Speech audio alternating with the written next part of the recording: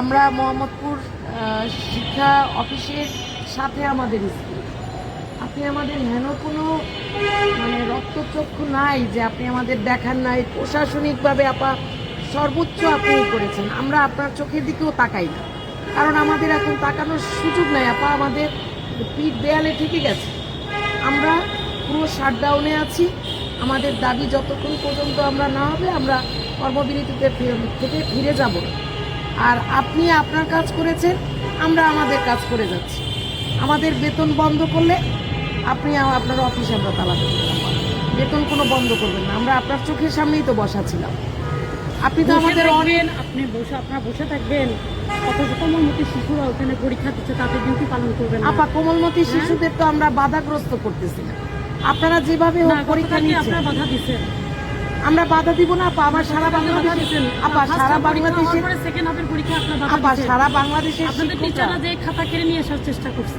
সারা বাংলাদেশের শিক্ষকরা যেখানে তালা বন্ধ করতেছে, আর সেখানে আমি ভোকাল লিডার হিসেবে এটা তো কম করা হয়েছে। আপনাদের পুরো থানা শিক্ষা অফিস সহ আমাদের তালাবদ্ধ করা উচিত। না শুনেন, কিন্তু আপনাদের তো খারাপ লাগার কথা যে ছোট ছোট বাচ্চারা সারা আমাদের অনেক খারাপ লাগে, যত্ন নিচ্ছেন, অথচ এখন পরীক্ষার সময় আপনারা চুপচাপ এখানে বসে আছেন। আমাদের সবকিছু খারাপ লাগতেছে, কিন্তু আমাদের দাবি না আদায় হওয়া পর্যন্ত আমরা ফিরবো না। আপনারা আমাদের যা করার করেন, আমাদের আটক করেন, ফাটক করেন, আপনাদের যা করেন। ডিপার্টমেন্ট চিন্তা করছে, কিন্তু এইভাবে তো বসে থেকে কেমন হয় বলেন?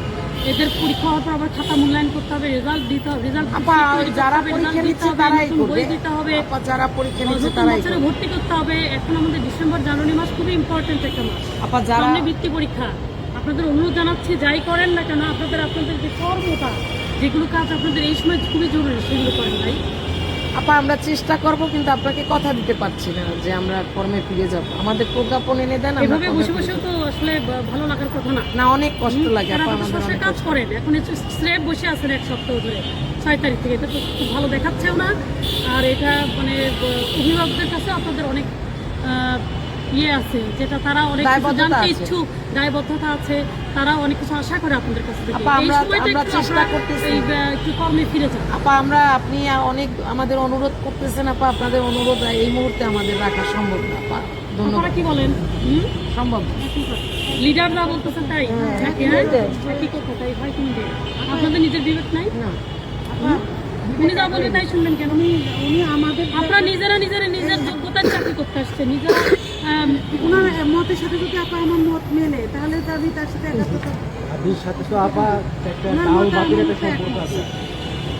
এগুলো তো দেখার জন্য উপরে আমাদের স্যাররা আছেন, যুগে যুগেই দেখতেছে, আশ্বাস দিচ্ছে, কিন্তু আমাদের কোনো ফলাফল পাইনি। এবার ফলাফল নিয়ে খায়রুন্না লিপি যা বলবে তাই আপনারা শুনবেন। সেটা না, ওনার মত আমার সাথে না মিললে আমি সাথে থাকবো না, আমার সাথে মিলছে তাই আছে। ঠিক আছে, একসাথে আছি।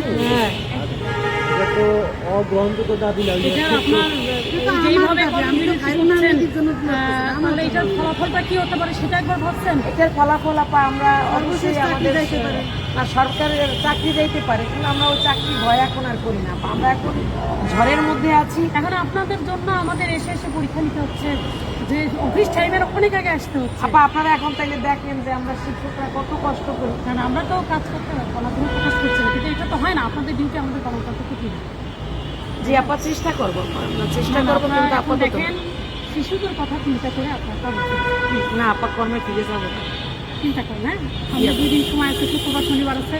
ঠিক আছে, ধন্যবাদ। চিন্তা করেন। জি আপা।